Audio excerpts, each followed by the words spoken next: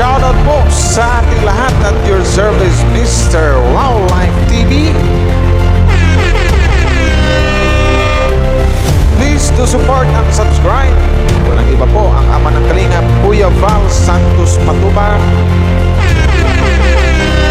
Boss Kalingap Rav, at ating Inna Vlogs. And please do support sa lahat po ng mga Kalingap charity vloggers or Kalingap partners. Once again, at your service, Mr. Wildlife TV, your Mr. Goodbye.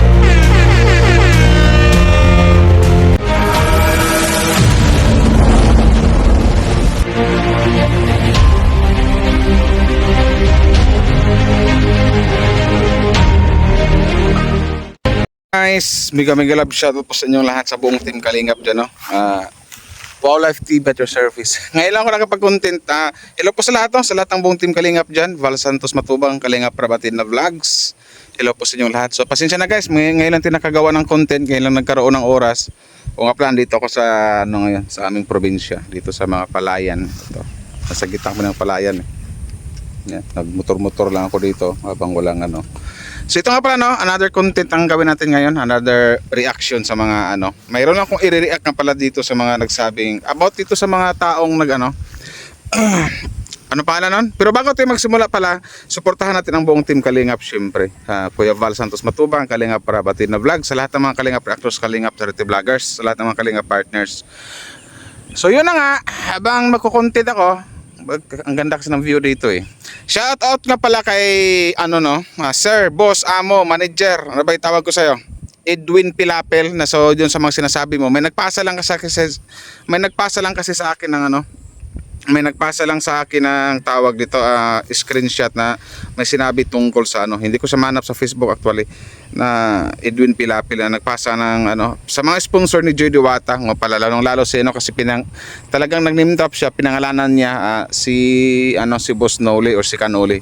Anuhin ko to, i-depend ko rin si Kanoli, hindi naman sa porket sponsor depende natin kasi ang bait po kasi ng ng mga sponsors ni Joy, tapos may ganyan mga bali-balita na ginawan pa ng mga kwento na from sponsors daw hanggang sa nagkaroon ng channel, hanggang sa nang brainwash, galawan ng mga wakwak.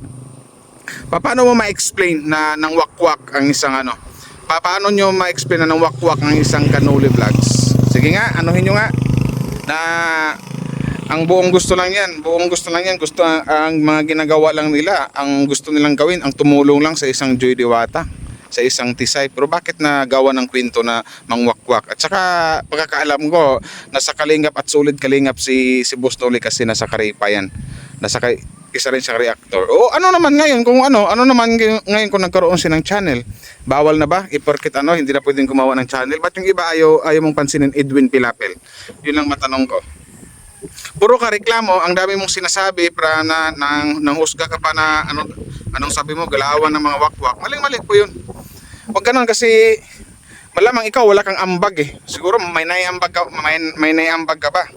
Malamang wala. Naman yan, kung mayroon siyang channel, okay lang kung mayroon siyang channel kasi unang-una nakakatulong siya sa Kalingap, lalong-lalo kay Joy Diwata. Nakapagbigay sila, di ba? Nakapagbigay sila financial eh. Kitang tumutulong sila. Yung mga taong ganyan kasi yung tipong, iwan ko sa iyo Edwin, hindi ko lang kung ano bang galit mo sa mga sponsors or kay Boss Noli or kay Kanoli, bakit nakapagsalita ka ng ganyan? Inggit ka kung gusto mo, mababait naman yung sponsors na ni Joy Diwata. Manghingi ka na lang siguro, baka mayroon ka din kailangan.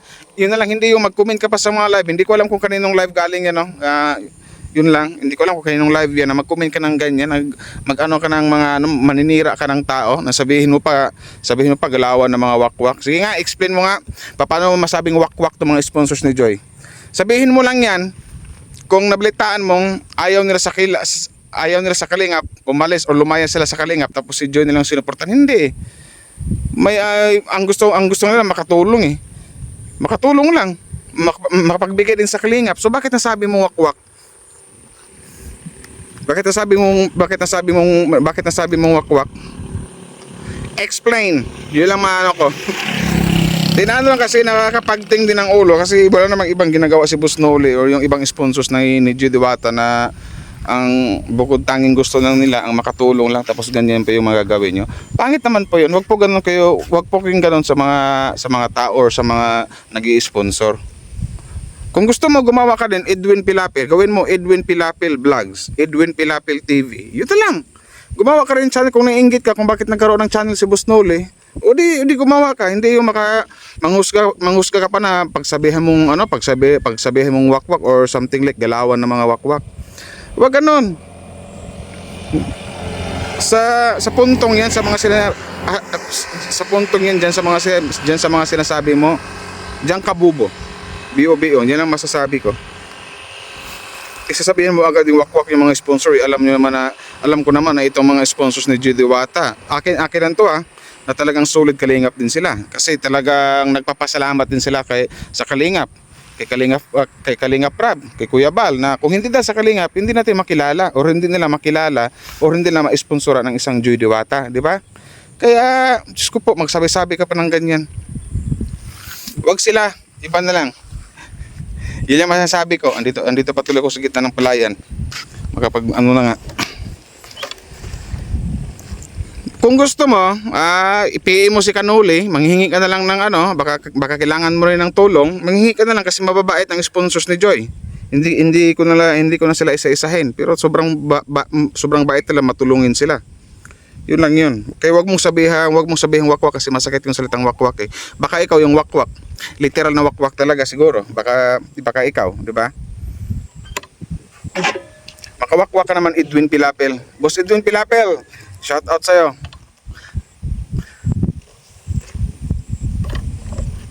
Sabi ko sa'yo. Wag ganun boss, hindi kita inaaway boss Pero bago ka kasi mag-comment para kasi marami kasi na nag-isip sa akin, bago ka mag-comment, pag-isipan mo munang maigi yung mga sinasabi mo. Hindi yung nakakasakit ka ng tao, nasabihan mo ng ganito ganyan na wakwak. Ano bang ginagawa ng mga sponsors kasi magbigay na naman tulong kay Joy Diwata, di ba? Kasi ang gusto nila matulungan talaga ang isang Joy Diwata. Sabihin mo lang yung mga linyang yan. Pag wala sila sa Kalingap or umalis sila sa Kalingap or talagang gusto nilang gapangin ng isang Joy Diwata, pero wala eh. Nagpapasalamat pa nga sila dito sa Kalingap kasi nang dahil sa Kalingap nakilala nila ang isang Joy Diwata. Yun lang yun. Nagpapasalamat sila kay Kuya Bal, Kalingap Rab, kay Ate Edna. Huwag mo sabihin ganito ganyan. Tapos yung iba naman dyan may pagkatong pa, maling-mali din po yun. Huwag po ganun. Kasi pagkakaalam ko, hindi po wakwak. Hindi wakwak ang mga sponsors ni Joy Diwata. Ipagtatanggol ko rin yung mga sponsors ni Joy Diwata. Kahit hindi ko pa sa lubosang kilala. Pero na kasi, kumbaga noon pa talaga nag-sponsor na yan sila, pagkakaalam ko. Pero hanggang ngayon andyan pa rin sila. Kahit wala na yung Danjoy, kahit nabuwag na yung Danjoy, pero still andyan pa rin sila, nasa Kalingap sila. Kung talagang wakwak sila dapat noon pa, umalis na yun sila, ginapang nila si Joy. Pero hindi nila ginawa. Kasi nang dahil sa Kalingap, may isip kasi sila marespeto sila. Mga respetadong tao sila. Nang dahil sa Kalingap, nakilala nila ang isang Joy Diwata. So wag mong banggitin mo mga wakwak na yan. Magbigay ka muna ng ebidensya or magbigay ka ng katibayan or patunay. Magbigay ka ng patunay na wakwak itong mga sponsors ni Joy Diwata, lalong-lalo si Kanuli. Alam mo ba yan, reactor din ng Kalingap yan. Nasa Karipa yan. So wag ka basta magbitaw ng salita. Pag-isipan mo muna. Wag bio-bio. Yun yung masasabi ko. Hindi porket nakasupport kay Joy Diwata lang, sabihin mo agad wakwak. Itanong mo muna sa kanila. Itanong mo muna kay Kanuli. Or something like, alamin mo muna kung ano yung ibig sabihin ng wakwak. Kasi yung salitang wakwak, ibig sabihin yan, nanggagapang sila ng sabihin natin mga sikat o something like, sino bang sikat sa mga Kalingap ngayon, yun yung mga ginagapang nila. Yun yung mga ugalit ng mga wakwak, gagapangin, kunwari, ganito ganyan, pangakuan nila, ako nang bahala sa monthly mo, sa pang-araw-araw mo, sa daily needs mo, sa baon mo, matrikula mo, kami na ang bahala, umalis ka lang sa Kalingap. Ganun po ang wakwak. Pero si Kanuli, hindi po yan wakwak kasi talagang nasa Karipa pa nga yan. Mahal nila ang Kalingap. Yun lang yun. tumatanaw sila ng utang na loob din sa Kalingap. Kaya Edwin Pilapil, umayos-ayos ka sa mga sinasabi mo. Bago ka magbitaw ng mga salitang ganyan, pag-isipan mo muna ng maigi, ha? Yun lang yung masasabi ko. From Iswang, Kanuli, from sponsors hanggang sa gumawa doon ng channel, hanggang sa ng brainwash. O nga pala, about brainwash. Sige nga, magbigay ka ng mag-name drop ka dyan kung sino yung mga na-brainwash ni Kanuli. Mag-comment ka uli kung mapanood mo to. Mag-name drop ka, sino ba yung mga iba't ibang sponsors na na-brainwash ni Kanuli. Magbigay ka nga kung sino-sino yon. Brainwash pa, nasabi mong brainwash, anong tingin mo kay Kanuli? Mabait kaya isang Kanuli, matulungin yan. Nasabi ko sa'yo, baka gusto mong ikarga kita dyan sa motor na yan, sa motor na yan. Kaya brainwash. Sinong na brainwash niya? Sino? At bakit kailangan pang gawin ni Kanuli namang brainwash ng ibang sponsors? Hindi niya kailangan gawin kasi lahat ng sponsors na nandyan, kaya nagbibigay sila kay Joy Diwata, tumutulong sila kasi mahal na mahal nila ang isang Joy Diwata. Yun lang yun. Ibig sabihin nun, wakwak na agad, ng brainwash na agad. Wag po, PUB, oh. Wag po ganun. Edwin Pilapil, yun lang masasabi ko sa'yo. Hindi naman kita inaaway, pero bago kasi magsalita, pag-isipan mo muna kung nakakasakit ba to, hindi, kasi nagmukha kang walang pinag-aralan sa mga pinagsasabi mo, eh. Magbigay ka muna kung may hawak ka ng mga ebidensya, may hawak ka ng mga patunay na wakwak sila, ay ipakita mo, doon ka na magwala. Yun lang yun. Hindi yung magawa-gawa ka ng kwento. Mahal lang nila ang isang Joy Diwata, mali ba yun? Itinuring nilang anak ang isang Joy Diwata, mali ba yun? Yun lang yun. At saka alam ko itong mga sponsors ni Joy Diwata ng aming Tisay, sulit kalingap din sila. Yun lang yun. Kasi uulitin ko, iniisip nila at saka nagpapasalamat din sila nang dahil sa kalingap, nakilala nila ang isang Joy Diwata na nagkaroon ng Danjoy, tapos ngayon Joy Natics na lang. So yun. So wag kang gamol mag-isip. So yun lang. Next time ako mag-comment ka, ayusin mo. Ako yung unang-unang magko-content talaga sa iyo. Wala naman ko hindi kita minumura, hindi kita inaaway. Kumbaga pinagsasabihan lang kita.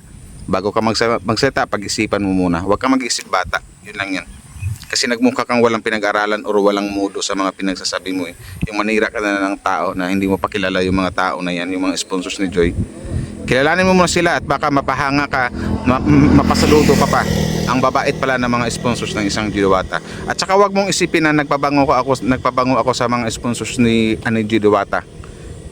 Wag ka mag-isip ng ganun. Literal lang na ipagtanggol ko sila kasi maling-mali naman yung mga pinagsasabi mo. So yun lang yun. See you next upload. Salamat sa lahat mo sa mga nag-like and share. Mamaya ulit guys, mag-upload tayo. Sa lahat ng mga sa mga nang babas ka Joy, kasi marami na rin nagpasa sa akin. At saka pasensya na nga pala doon sa mga walang upload ko or walang live for how many days kasi mayroon ting hinaharap na problema. At saka maraming salamat ka pala. Hindi ko masasawang magpasalamat doon sa mga tumulong sa akin sa nangyari ngayon, kasi alam niyo na yun kung ano nangyari sa aking utol. So maraming salamat sa mga tumulong, sa mga nakikiramay. Maraming salamat po. Shoutout po ulit sa lahat ng Team Kalingap.